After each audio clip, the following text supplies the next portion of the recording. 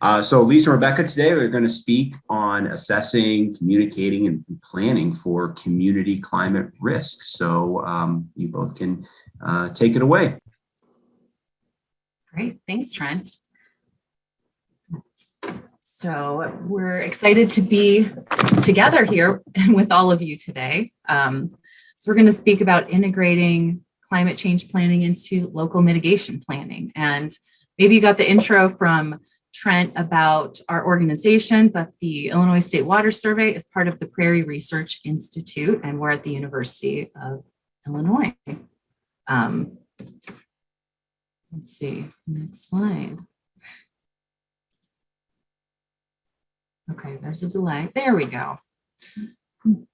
So today we're going to cover a little introduction about our group at the Water Survey, cover mitigation and federal policies that impact what we're talking about, connecting climate change with mitigation planning, a little bit about our process, our approach, and working with local jurisdictions, and other thoughts as well. That's the grab bag. So as I mentioned, we're with the Illinois State Water Survey. Our group there is called CHAMP, Coordinated Hazard Assessment and Mapping Program. And so our group started in 2004 as a cooperating technical partner with FEMA. And so we began with flood engineering studies, doing the floodplain maps for the National Flood Insurance Program. And as FEMA's approach grew to include looking at risks to communities, so did our work and our approaches as well. So we also conduct community outreach as part of these projects. We work with communities on hazard mitigation plans, looking at flood risk through different GIS products, different data products as well, flood risk assessments, looking at the impacts of flooding on communities, and loss avoidance studies. And so that's looking at the return on investment. If there was a mitigation project, a few properties were bought out and then that area is flooded several times. What has been the savings to the community? And also looking at the policies and approaches that community has implemented in order to get to that point. So that's a little bit about the work that we do at our group. And here's the link to our website. So as I said, I was going to talk about mitigation. Hazard mitigation plan, the 2-second explanation is you act before disaster strikes, but really it's any sustained action that's taken to reduce or eliminate long-term risk to life and property from a hazard event. So making communities more resilient, being able to bounce back more quickly after disaster, that's really the purpose of mitigation. And a little bit about the regulatory background on this. In 1988, the Robert T. Stafford Act was signed into law, and that provides the legal authority for most federal disaster response activities, particularly FEMA, their activities and programs. And then in 2000, the Disaster Mitigation Act of 2000 amended the Stafford Act, and that emphasized the need for state, local, and tribal entities to coordinate hazard mitigation efforts. So FEMA was responding to disasters, helping with response, and then thought, okay, we need to plan a little bit more before these disasters occur. So that was really the background of developing that policy. We don't have it in this. We were going to put another slide in about different funding opportunities, but then it was just too much. But since we cut that slide, another thing for you to be aware of, there's a new program called BRIC, or that's the acronym. So it's Building Resilient Infrastructure in Communities. And that is a really important evolution of FEMA's funding mechanism, because since disasters have gotten so much more expensive, as in more people are in areas to be affected, climate change is a real thing. And so extremes and responses to the extremes are larger and more costly. BRIC is the response from Congress and FEMA to have a certain percentage based off of the past few years of disaster claims automatically put into mitigation funding through this BRIC program. It's a really important evolution of FEMA's funding. So that's just something for you to look up separately for your own states and communities as they pursue grant funding for mitigation activities. Right. So the other part of the DMA 2K, we call it, is that it required states to have a mitigation plan and also local governments to have a natural hazard mitigation plan. And that's as a condition to receive certain mitigation grant funds, like Rebecca was talking about. Not necessarily BRIC, but maybe the post-disaster funding, like they call it it's HMGP, Hazard Mitigation Grant Program. And then today, all natural hazard mitigation plans are on a 5-year update cycle. So that gives a great opportunity to integrate climate change into this regulated process. This is an image of the disaster cycle.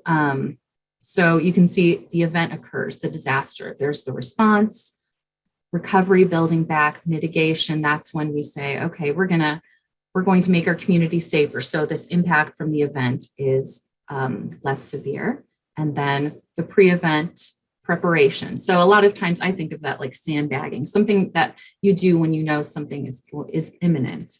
But what we want to do is, and I think FEMA's approach as well, is to integrate mitigation throughout this whole cycle.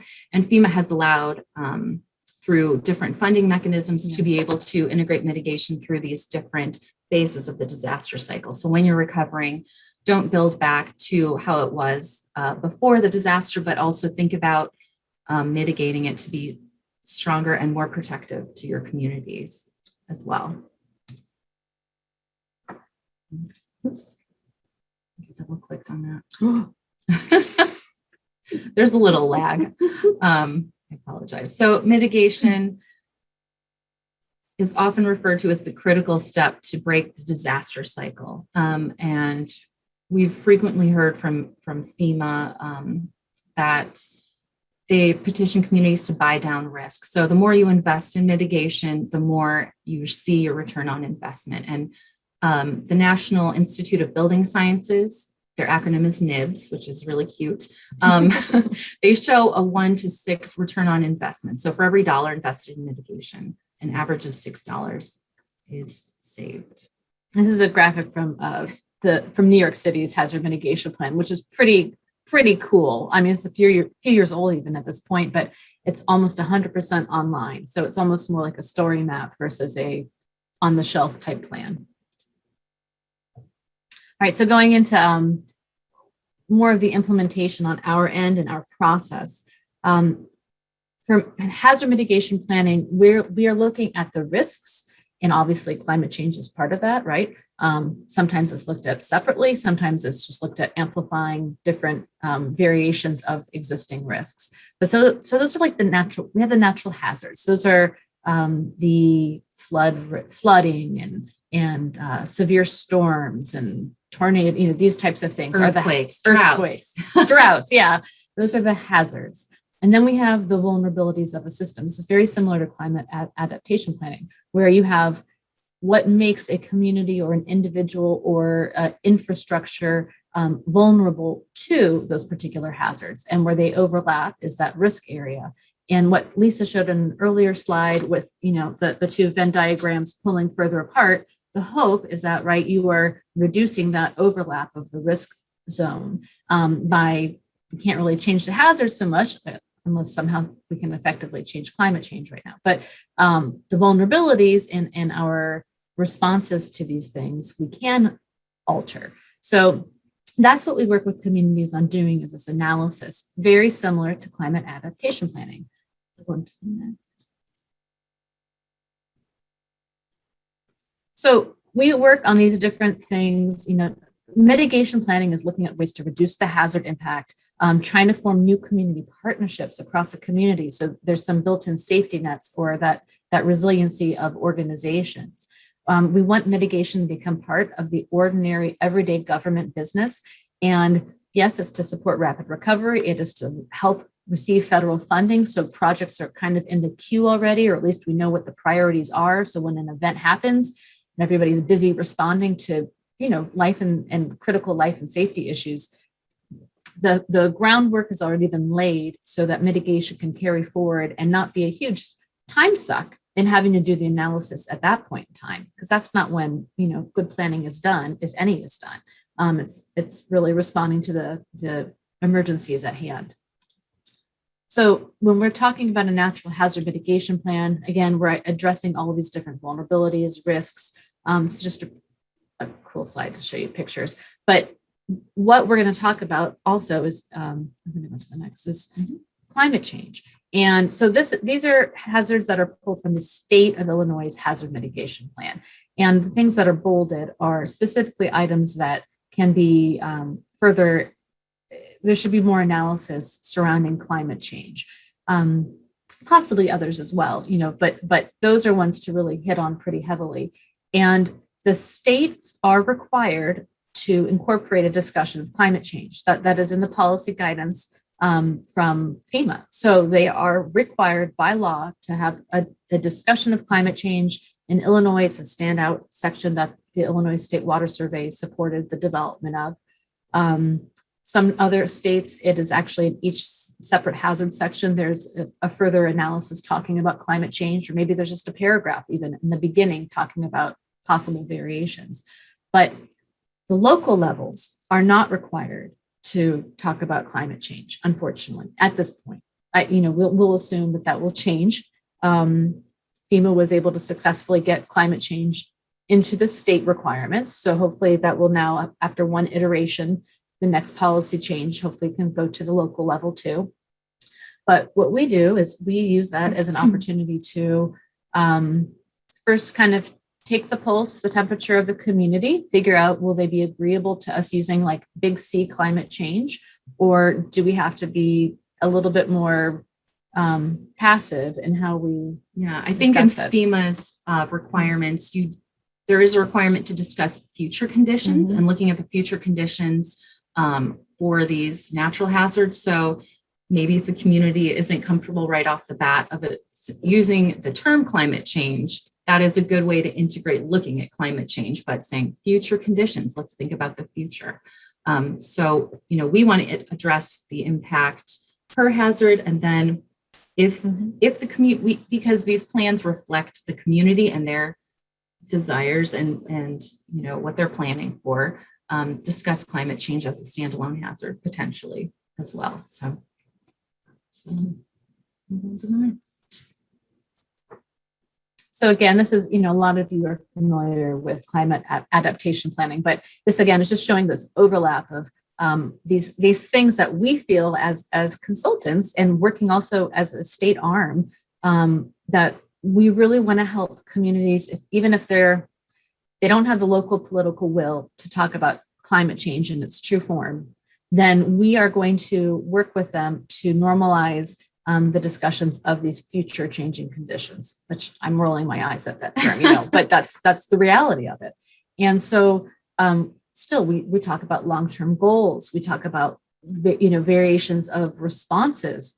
How do we accomplish those goals? We talk about the fears that these communities have, what is their greatest extreme fear, and using those to couch planning for climate change in a kind of a softer, I hate to even say softer, but in a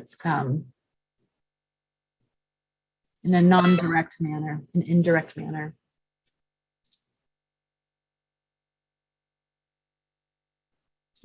Sure. So a little bit about our process, our general approach. We have to build a planning team. So we try to get broad engagement across the community, different stakeholders, people and agencies that are typically involved, and then go beyond those as well. Community organizations that provide social safety nets. And then it's important to have people that can regulate development and develop and implement policies involved in our planning team and stakeholder groups as well for these conversations. And as Rebecca said, know the political will. So we try to have honest conversations about, what is going on in these communities, what they believe, and but also bring some advocacy and to the table as well as a scientific, at the Prairie Research Institute, representing a scientific organization as well. We mentioned going beyond the standards. So we do look at climate change. We want to integrate socioeconomic vulnerability factors and also interactive stakeholder engagement. That's not specifically required by FEMA. And also, we like to set a goal for the plan and get to the heart of what matters in the community and the people that live there, what's important to them, and for them to see themselves in the plan, because the importance of the plan is not the paper document or PDF. It's documenting the process, the facilitation, the conversations, and the decisions that have been going on throughout this planning process. For these plans to be meaningful to the communities, they really have to, every single jurisdiction that will participate in it, that chooses to voluntarily participate in the plan, which they primarily do so because they know in the long run, right? Currently the carrot and stick approach, they're going to be eligible for eventual federal funding for different grants, or if a disaster happens, to receive grants at that time. But we don't want this to be a waste of anyone's time. You can make a plan that just literally meets the statutory requirements, goes through and checks off and meets it. But our goal is really to bring in, like Lisa saying, these other community organizations, the local housing authority, who is aware of populations that might be more vulnerable in times of being displaced, who don't have the same access to resources, transportation organizations. One community we worked with said that the hospital, if there were some kind of a major event, there's like one road in and out of a hospital. So if there were an event with casualties, they couldn't even get to the hospital if there was some kind of a flood or somehow the road was destroyed. So really trying to bring these groups in who are already working in these populations, already working day to day with these risks at some level, and trying to have their voices really be represented in the plan. The goal is, like, when someone opens up that plan, they see, oh yeah, that is the number one issue for my community, or, oh yeah, we did discuss that at the local township meeting.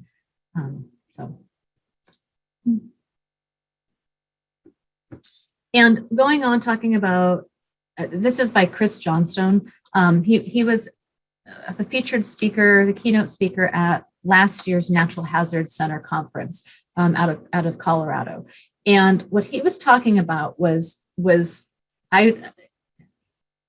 how to have hope in times of climate change, how to work with communities, how to work with individuals, how to work with ourselves when some of these fears seem so overpowering that people almost become paralyzed by their fear. They just throw their hands up and say, well, how am I supposed to plan for risk that I don't understand? It's just too scary. So this is really related to hazard mitigation planning, where you break down, right, these into 3 different categories. This is a spider diagram, and you have whatever the issue is at hand, which is the starting point. And then you say, well, what's the best scenario? What can happen here? What's most likely to happen here in the middle range, right? This is not scientifically quantifiable per se. This is just having this conversation. And then finally, what's the worst that can happen? And all these different spider legs are different variations of degrees of that. Well, he really emphasized that you need to move on to, we're at the point with climate change that we need to move on to this next spider diagram, which is, we have something that's so far off the radar caused by climate change that the potential risk is there's such a greater variability of these extremes that we need to be honest with our communities when we're working with them or talking with them and ourselves. You can only have hope if you can be honest kind of about where you're starting, because then you know what the reality is. Okay, even if it's a, what's the word I'm looking for? Even if it's not necessarily 100% fact statistical based, that I'm observing in the trends, we're having hotter days for longer durations, or we're having buckets and buckets of rain dumped on us in more extreme events more frequently. All right, so here's this lower spider leg. Now from that point, then you can start to have a revised conversation and say, what's the best that can happen here? Well, let's aim for that. What's most likely to happen here? So just really rephrasing what we're looking at. And this is climate change, and people do this on a daily basis with their lives anyway. So, yeah. So we're just talking about a couple of overarching concepts that we're trying to bring into these conversations with communities. One is climate change and trying to refocus, reorient. The goals of the past will not be the goals of the future because things have changed since the last mitigation plan was done 5 years ago, 10 years ago, or ever. Another thing we really are focusing on is equity, because equity related to vulnerable populations, when you say vulnerabilities, it's just a term. It's like a census term, but that term actually has a relationship to real people. And for those people, what does it mean? What do vulnerabilities look like? No one wants to be just slated as a vulnerable community. These are some of the most adept communities already because they are resilient, because they have to be, unfortunately. So we want to talk about things with our communities about how are property values affected. And after disaster, there's all this recent research that's talking about, which people already knew, but really is shown in the numbers hard, that if you're Black and you're hurt by a disaster, or you're white and you're hurt by a disaster, it's going to show that the white population is probably going to fare better, literally increase their wealth coming out of a disaster. Now that depends on home ownership trends versus renter. It depends on education, but literally the majority, there really are hard facts behind that showing the numbers that if I were affected by a disaster, I'm actually going to come out having an increased my wealth by the end of a certain period of time. And so it's really trying to address some of these issues that are so ingrained in the funding mechanisms. You have to provide certain types of titles and proof of ownership. You think about New Orleans, and there were so many people who could not provide their titles because the homes have been passed down for generations to generations to generations, and the title, no longer existed if there ever physically had been one. So to prove to FEMA that they owned the land to be able to receive federal funding, they didn't have it. And FEMA's mechanisms at that time were not built to account for that. So you had so many people who were not able to receive federal funding solely because they didn't have the approved proof of ownership according to the federal standards at that time. So we really need to work with communities from a federal level, to look at these things and plan for it and make sure we really are providing for people who need the assistance. But then for us, it's really working with communities too on having targeted outcomes and goals that at the local level can hopefully try to steer their own policy or their responses, or focus grants in certain areas that really need some additional funding and support and are more vulnerable. I can talk through all this equity. Yeah.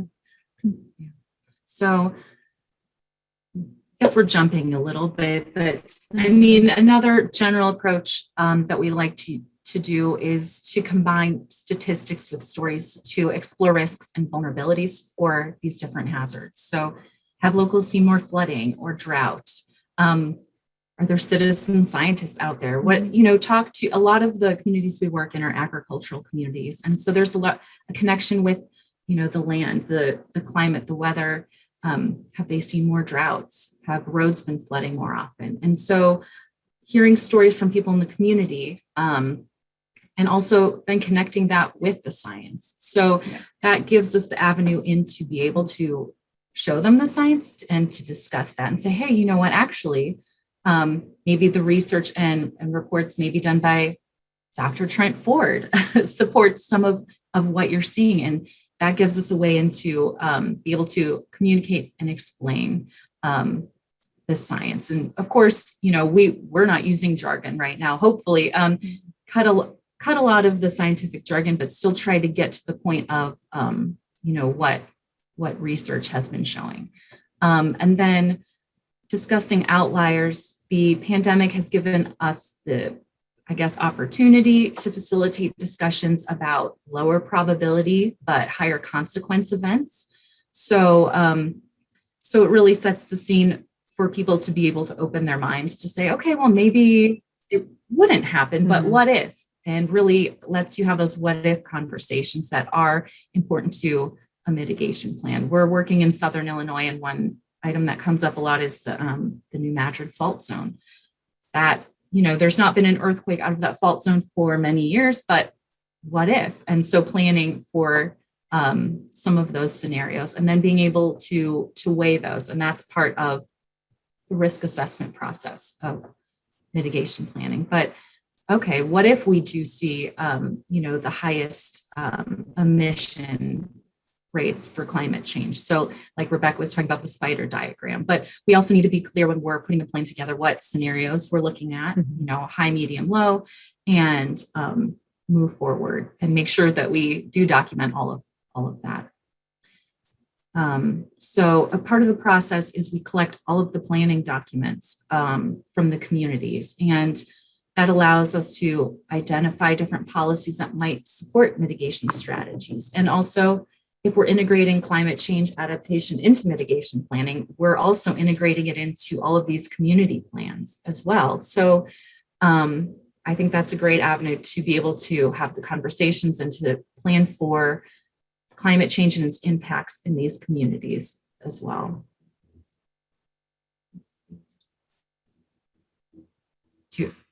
This is just an example of the actual federal FEMAs crosswalk. So this is what's used by the state and then by FEMA at the regional offices to review plans, hazard mitigation plans.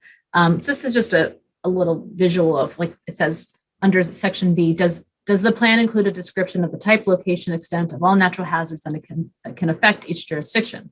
The last one, does the plan address NFIP, National Flood Insurance Program structures?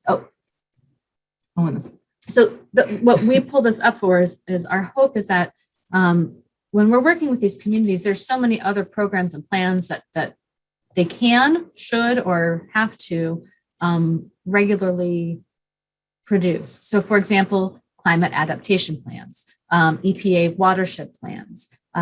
If they are part of the National Flood Insurance Program, could they qualify for a insurance reduction through this community rating system? System, yes, you're right. CRS program. So are there ways to align FEMA's crosswalk with other organizations, programs, crosswalks? And that way, we say we're asking that, but yes, we know there are. There are all these synergistic opportunities for these different plans. And our hope is that when we find these communities who already have one of these, are working on one currently, are projecting to work on one in the next 2 years, that we can kind of help them, get multiple opportunities accounted for or planned for in one go. So that way we can look at these and kind of align the crosswalks.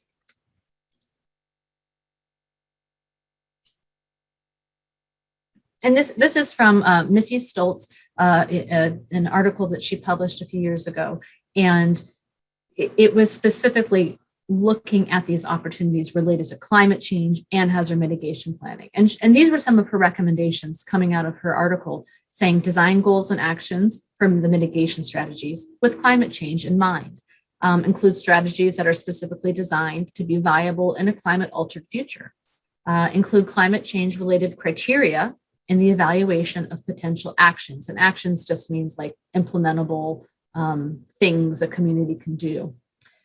Have the explicit mention of a strategy or for integrating climate related priorities into other plans. Integrating climate. I'm jumbling over my words, but yeah. I think, yeah, that's pretty much everything that we have. And, it's a big, it is a big topic. And I know that I've struggled with thinking about what can I do, but if everybody in these different areas are doing their part to address climate change, to facilitate and advance conversations, in regards to mitigation planning or sustainable agriculture or whatever your industry is, that, we can all work towards the future that we want for our communities. So, hopefully we're doing our part, and we're happy to be able to share our process with you today. So our last slide, we had some citations, some resources that we didn't necessarily mention, but those are available here in our slides. And if you have any questions, these are our emails, and that's about it here. Thank you for having us. Thank you so much. Well, thank you very much. So there's a poll that's coming up for all the audience members here. Please fill that out as you can. Yeah, thank you, Lisa and Rebecca, for a great presentation. It's always a great perspective to hear from the planning side, especially for mitigation. So we do have a question on question and answer here, and audience members, please feel free to type questions into the Q&A or type them into the chat. We can bring them up here. So from Thomas Mace, his question was, to what extent do you use GIS to inform your planning, or how important of a tool is that? Oh, that's a great question. As a GIS professional, I didn't talk about it a lot here, but we use it a great deal to get, to know how the extent of each hazard, the geographic impact of those hazards. So we try to get all historic weather data to look at the past for communities. And part of it is looking at I think I already said geographic impact, but we need to compare that to the larger jurisdictions. So we look at, okay, how much does flooding impact this community in the county? So you can say maybe this % of the area is impacted by floodplain versus what is the % of that impacting the county and then maybe the state. So it allows us to look at, impacts at different spatial and jurisdictional levels. We also develop web maps to show information regarding the hazards to communities, and then also to collect feedback and information from communities and officials and the public as well, because we didn't mention it, but the public participation is so important. So people can mention if a road is flooded, they can click on that and add that to a GIS enabled web map as well. We use the software HAZUS. I could do a whole presentation. I'll try to keep it short.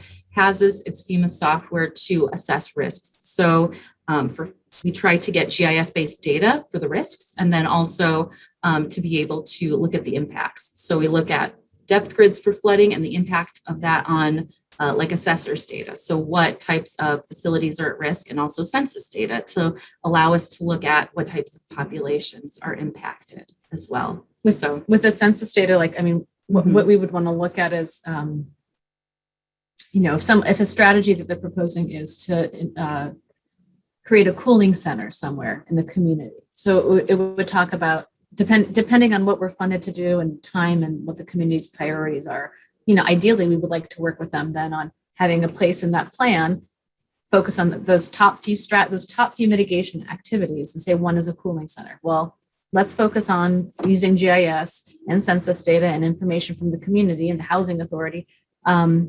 Where is the optimum location for this cooling center? And that would come from access to transportation routes as a public bus stop.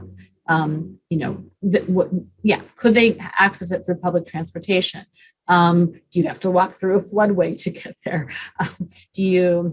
Is there a building that is close to a school?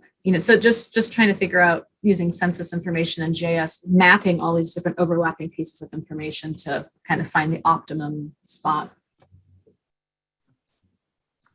As a geographer, it warms my heart to know that geography is the center of pretty much everything. So real quick, I have a couple other questions. Where it's at, Trent. Yeah, exactly. Yeah. We have a couple other questions before I get there. I just want to remind the audience that we'll have a short discussion after the question and answer section, kind of summary of NC3, but then also a sort of discussion on what we've seen so far in these last 2 days with the presentations.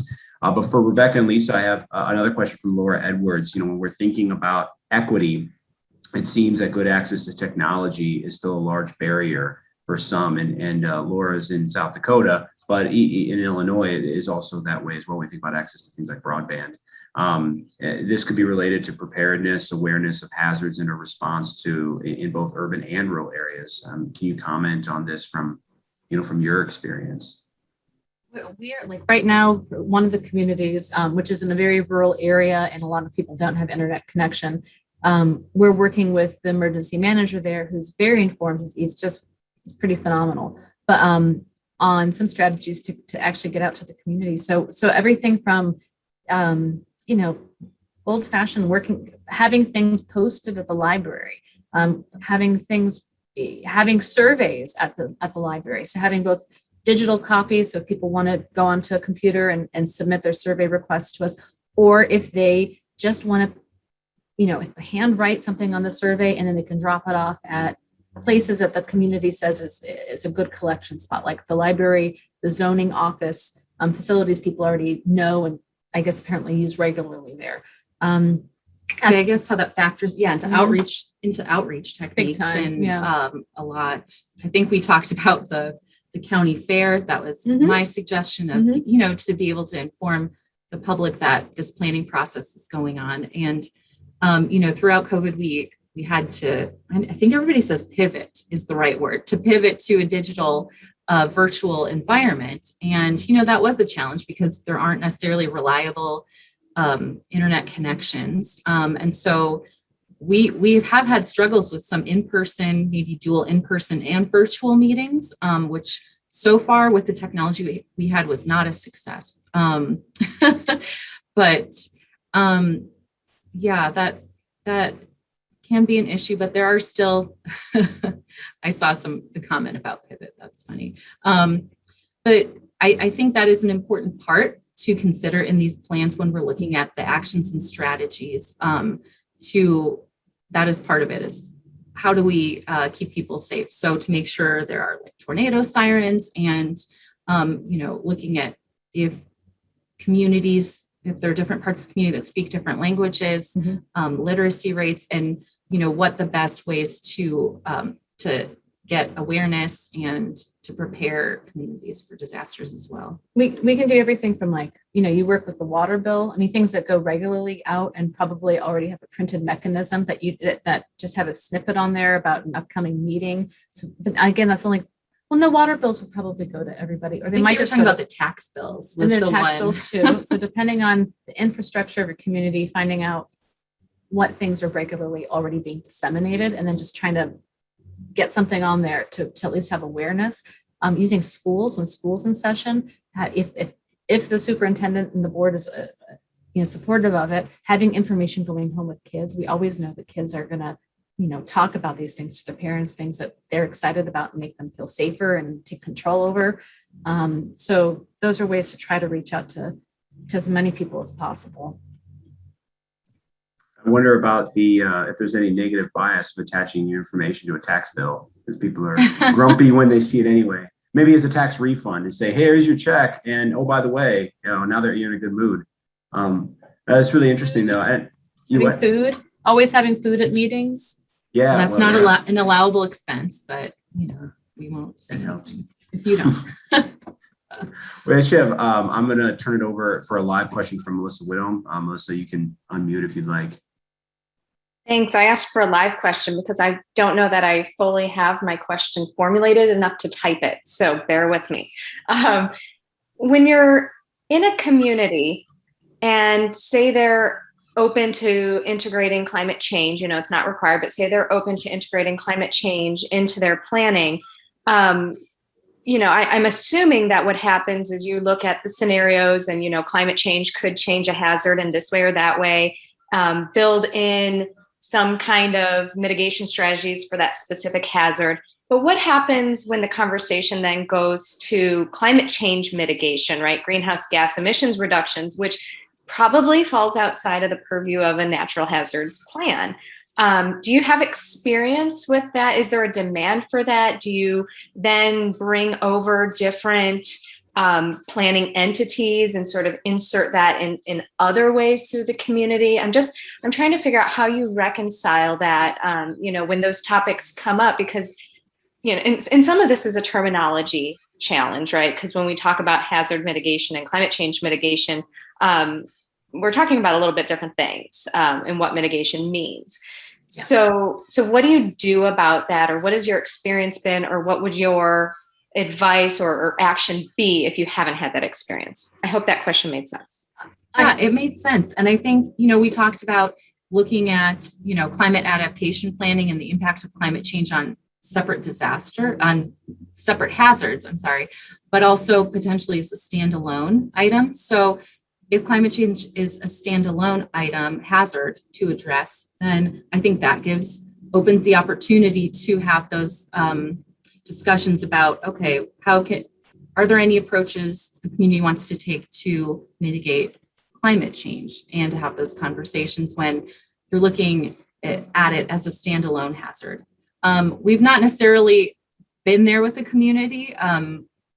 I think communities that are having those conversations are honestly so far more advanced than a lot of the ones that we're working with currently. There are communities that probably have a sustainability office or a resilience officer or something there who's already getting that language out into the community. They have local officials or the village board, the city board, city council. You know, they're actually probably promoting going into promoting those discussions to a degree. So I think that when that level of sophistication about this is brought into it, it usually ends up being a separate plan. Although there are communities, there are FEMA's website. I can't remember.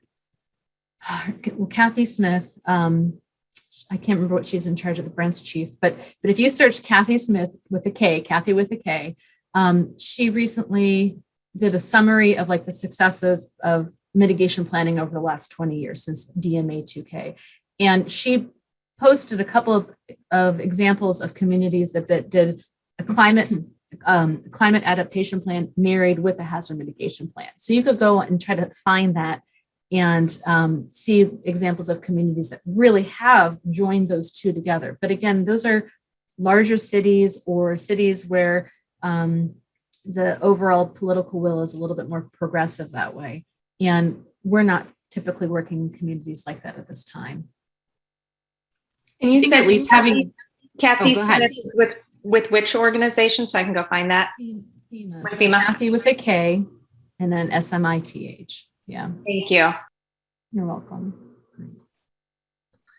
So Anne asks, is there a place in climate plans where we can encourage, or mitigation plans is how we read those, is where we can encourage our states to encourage things like solar panels on state properties, like parklands and things like that? Is that a good place for those sorts of I guess plans?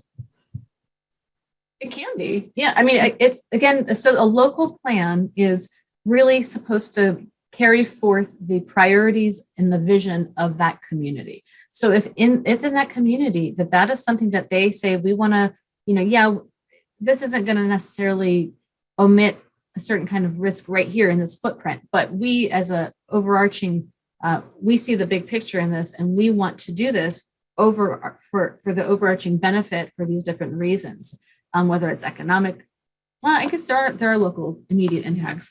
But yes, that could definitely be in there if that's what the local community is prioritizing. Yeah, and I think the difficulty, I don't know, going back to one of the multiple Venn diagrams, is just one thing that fell outside of the overlap is that when talking about climate change, it's on a much larger time scale than people are used to, than when you're looking at natural hazard mitigation typically.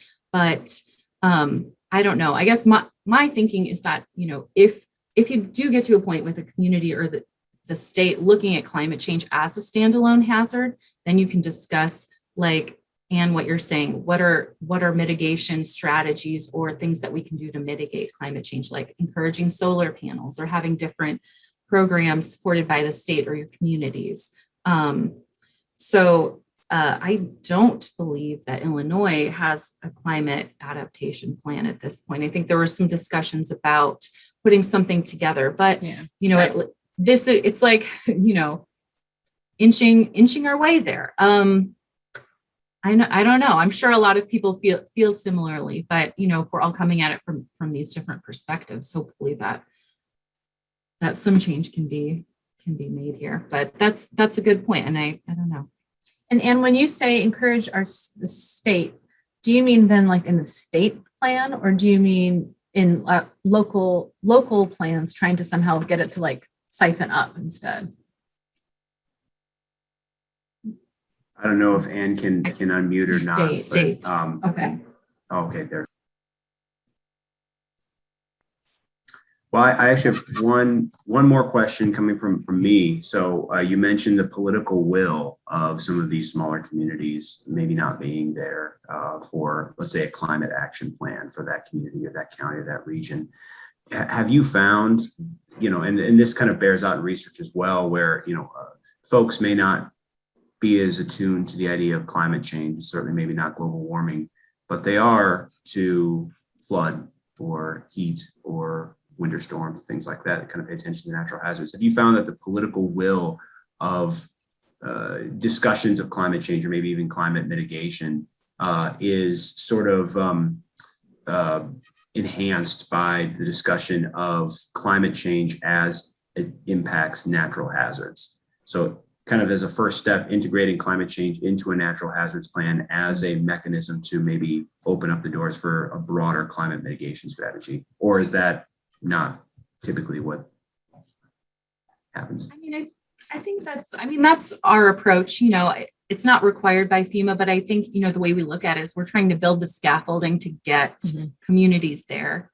So like I said, anecdotal, what have you seen? Connecting what they've observed with science, and then kind of building the scaffolding, stepping them towards that, and maybe getting towards a climate action plan, or, we like to reference other states or communities planning documents for ideas and best practices too. So that can guide what we're talking about. But I think, that's exactly the issue.